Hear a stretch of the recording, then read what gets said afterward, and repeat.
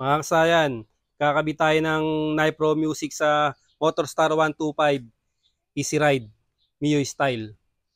Ito siya kasayan, madali lang tong ilagay. Parehas lang to sa XRM, 110-125, TMX 125, 155, Honda Click. Bubuksan lang natin to kasayan na katulad nito. Kaya kasayan, natanggal na natin. Bali, punta lang tayo sa busina. Hanapin lang natin yung trigger sa kanya, wa?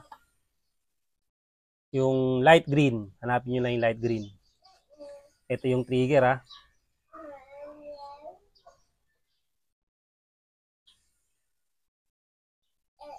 Etong trigger na to, diretsuin nyo lang to.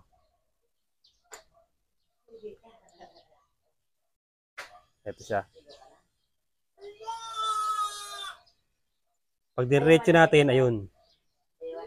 Pwede rito sa ibaba putulin. Pwede rin naman sa itaas. Depende sa inyo, ha.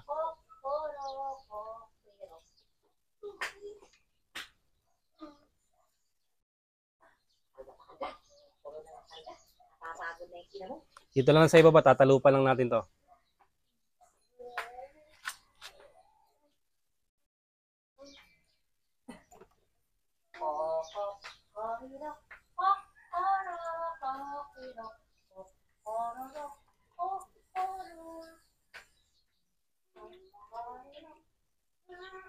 Ito.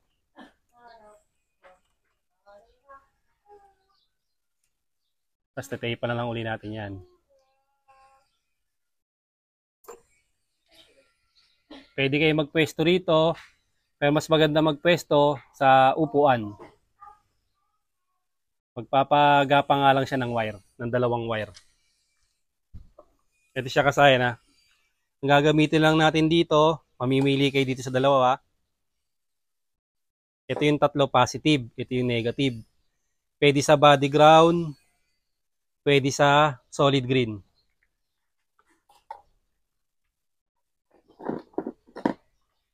Ito yung nagpalit tayo ng flasher relay kaya may bakanting green dito. Pero ito kahit saang green. Solid green.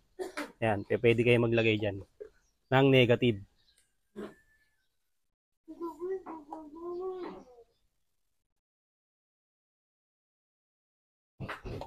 Tapos dito, ito yung papuntang pindutan, ha. Ito yung papuntang pindutan natin. Ito yung busina natin, ha. Ito. Ito yung busina, ito yung light green. Tape pa na lang natin yan ng maayos.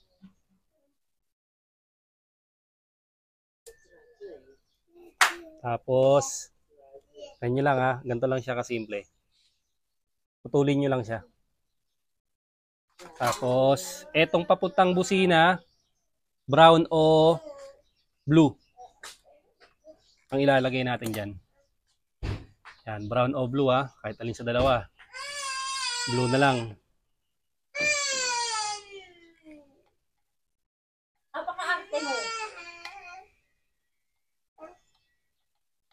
Tapos, etong red, ito sabi papuntang pindutan, ha.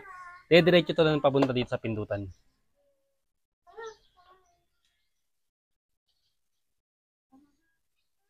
Para malaman nyo na ito ang trigger, lagay nyo yung test light sa body ground. Tapos, body ground yung ano natin, test light, tapos pindutin natin. Dapat mag-ano siya, mag-blink siya. Ayun siya kasayan. Yan, nagbi-blink siya, no. Sabihin, ito yung trigger, diyan natin ilalagay yung kulay red. Ayusin na lang namin yung kasayan para mabilis lang tayo. Yung kulay red, papunta sa pindutan. Yung kulay blue o kulay brown, papunta sa may busina. Ayun siya, wa. Tapos, yung black sa ground, body ground or sa kulay green. Tapos, ito, kung dito nyo siya ilalagay, safe nyo lang siya na hindi siya mababangga. Kahit ano to kasayan na kahit stock horn, kahit dual horn ka pa, stock tsaka loud horn, o kahit naka loud horn ka, O kahit apat ang busina mo, ganito lang yung paglalagay. Pare-pares lang yung paglalagay. Stock horn, dual horn, uh, stock tsaka dual, tsaka kahit apat yung busina mo. O tatlo o isang malakas, parehas lang. Kahit compact, air horn, yan, parehas lang yan ha. Ganun lang yung paglalagay natin. Tapos testing na natin.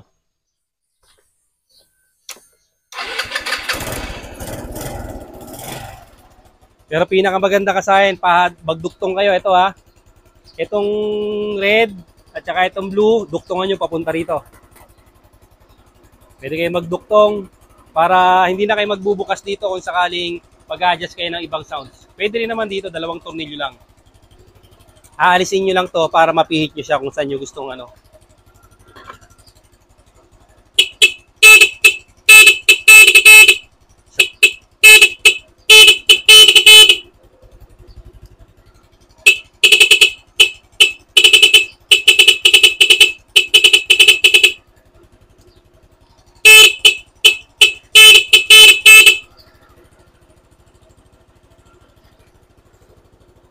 Pindutan, dumi-slide.